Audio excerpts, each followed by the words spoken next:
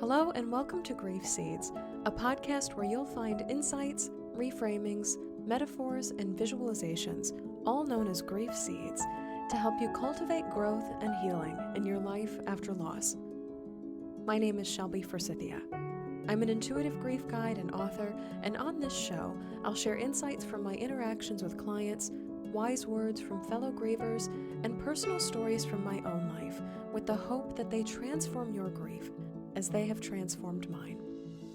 Because even when it doesn't feel like it, we are planting the seeds of growth in the midst of great pain and heartache. Your grief is welcome here. Hi there, grief growers, and welcome to another episode of Grief Seeds. I am so honored you're joining me here today. On this episode, I'd like to invite you to put grief on the back burner. This is a little contradictory to the entire premise of this podcast, which is to talk about grief, to dive into your grief, to work on your grief, to study your grief, to be in partnership with your grief.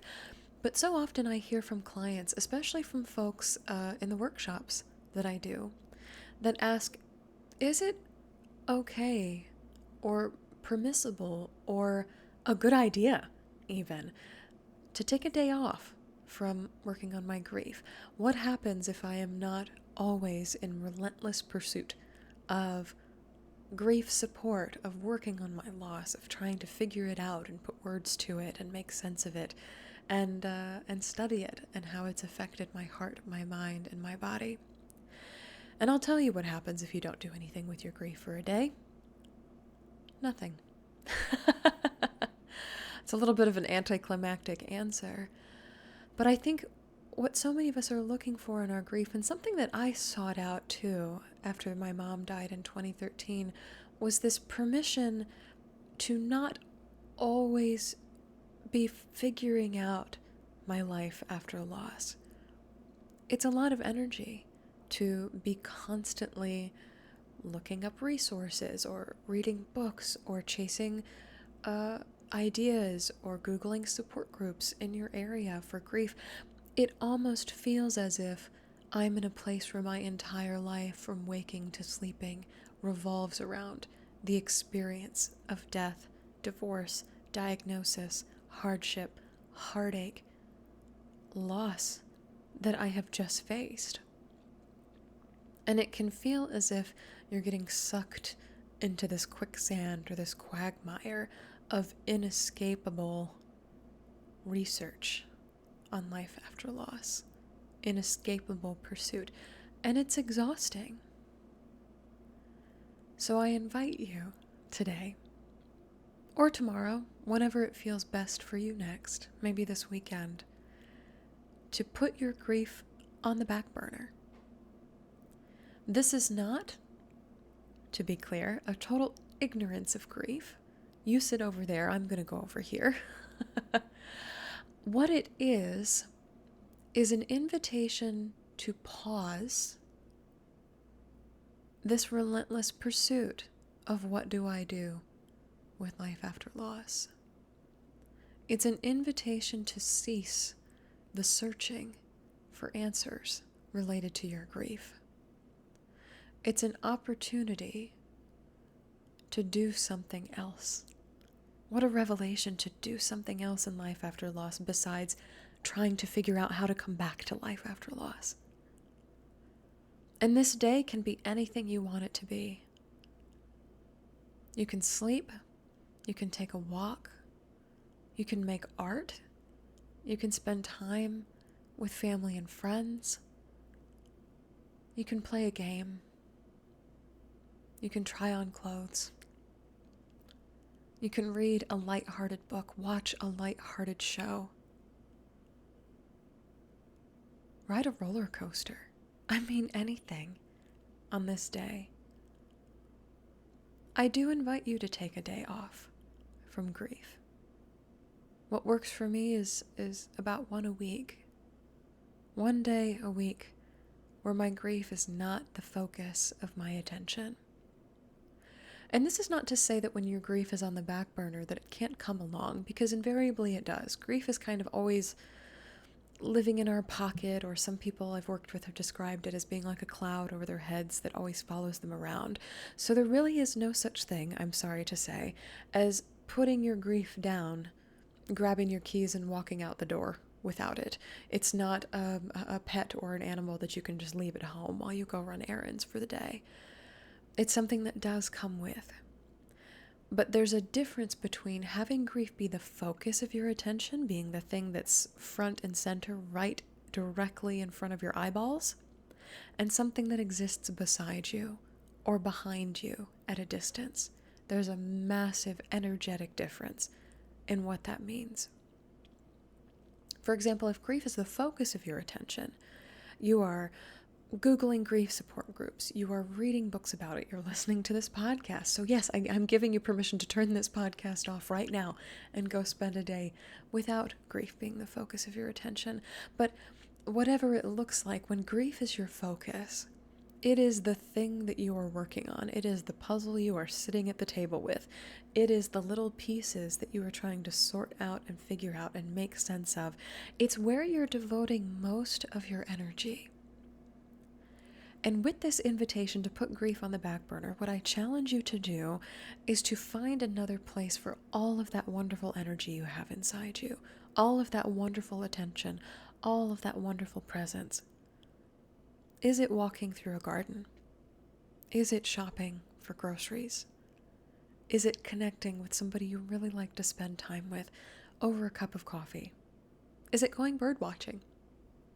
Is it surfing? Is it something that you haven't tried in a while but you miss doing?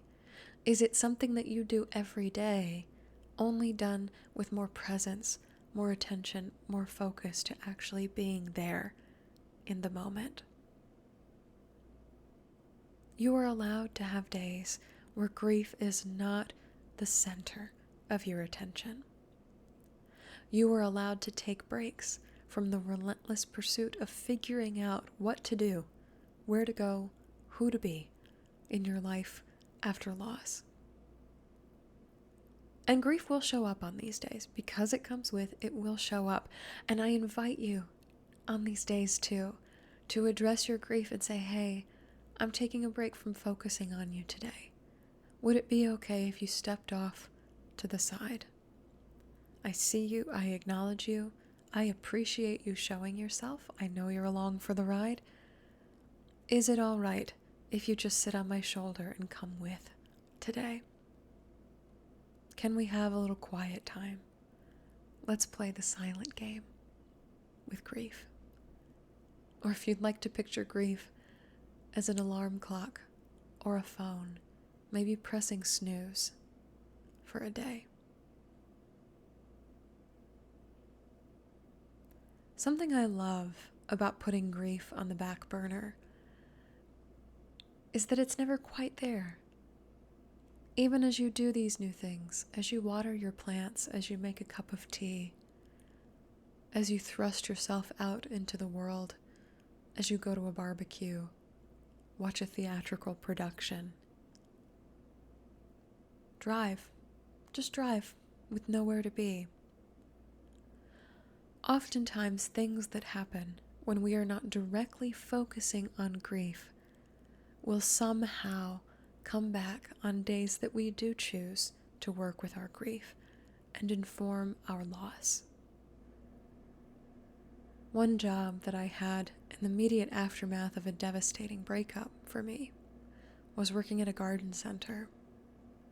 So 4 or 5 days a week, I would wander around and water plants. I'd prune things. I'd reorganize this entire brickyard full of plants, big and small, trees that towered over me, and little tiny petunias that I could carry a whole flat of around the garden center.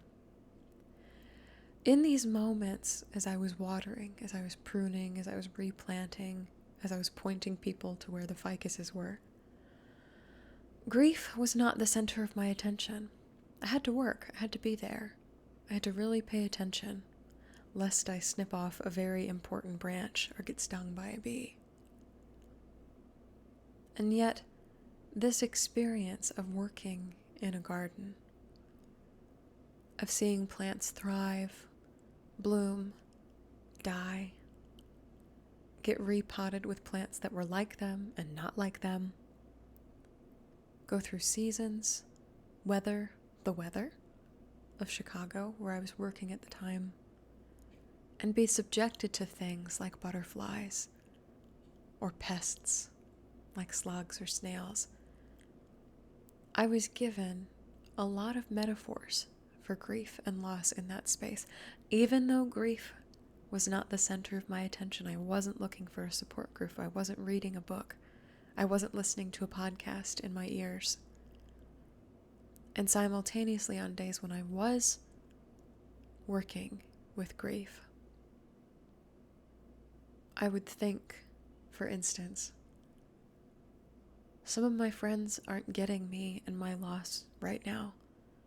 They're not helpful to me. I can't speak to them about my grief.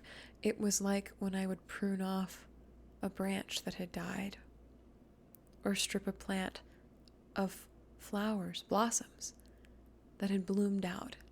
They were done for the season. Or when I was visited by people, by resources that were helpful to me, that offered me something that helped me come into more of my own in my grief. It was as if I was being pollinated by a friend or a resource or wisdom. I'd been visited by a bird or a bee or a butterfly or a ladybug that was here to help in the aftermath of loss. These things that we do when we're taking time off from our grief are still in service to us somehow. So know that when you put grief on the back burner, when you decide to cook something else on that front burner, that grief is still doing some work in the background. Your brain is still churning ways to connect your loss to everything. You are discovering, uncovering, experiencing new ways of seeing that will gradually fold their way in to your wisdom, to your knowledge, to your bank of memories with which to draw on as you pick your way through your life after a big loss. I invite you to take a deep breath in with me here and out.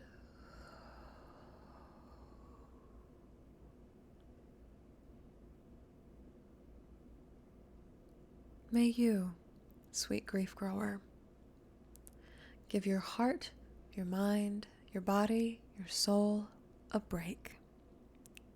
A chance to put grief on the back burner, to lovingly remove it from the center of your focus, just for a day, maybe one day a week, and offer yourself the opportunity to play, to nourish, to rest, to work, to see the world through different eyes, to see the world unobstructed by the focused, by the front and centeredness of grief.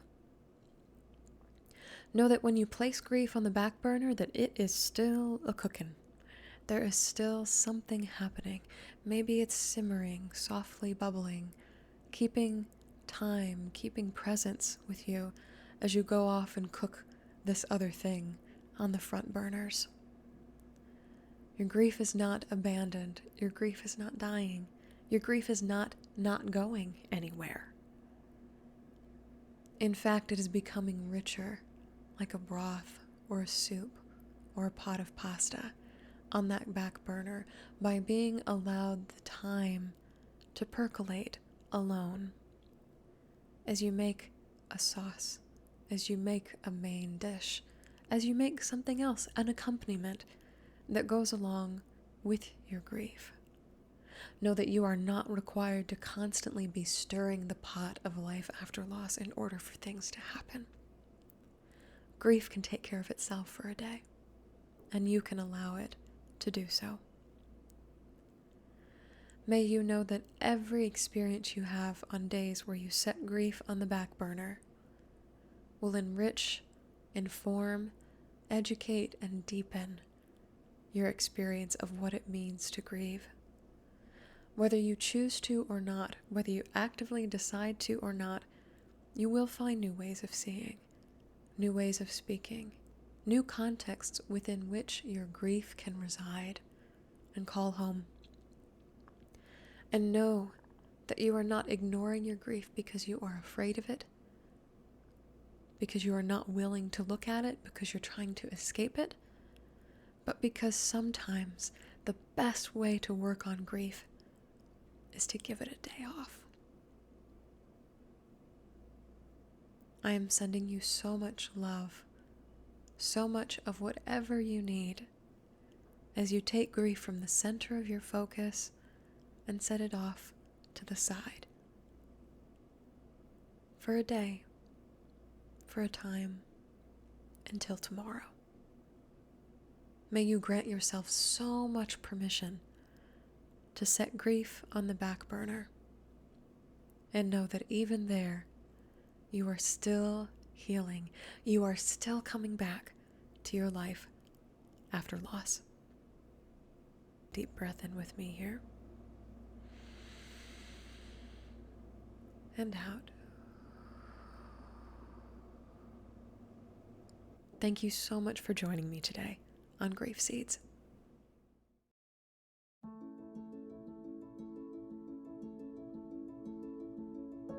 So that's all for this episode of Grief Seeds. Thank you so much for listening today. You can find additional grief support at shelbyforsythia.com or by following me on social media at shelbyforsythia on Facebook and Instagram. If this podcast helped you in your life after loss, please leave a review and subscribe on Apple Podcasts, Spotify, or wherever you listen. And be sure to share Grief Seeds with a friend, because you never know what someone you love is going through.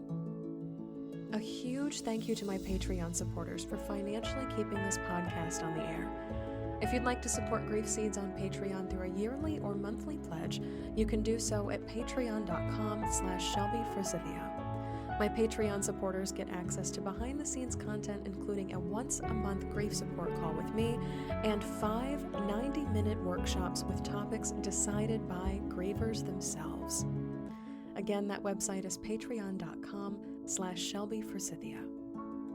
Music for Grief Seeds is performed by Addie Goldstein. As always, my dear grief growers, it was beautiful sharing this space and time with you today. I see you. I am so proud of you and the work that you're doing in the world. And I love you. Because even through grief, we are growing.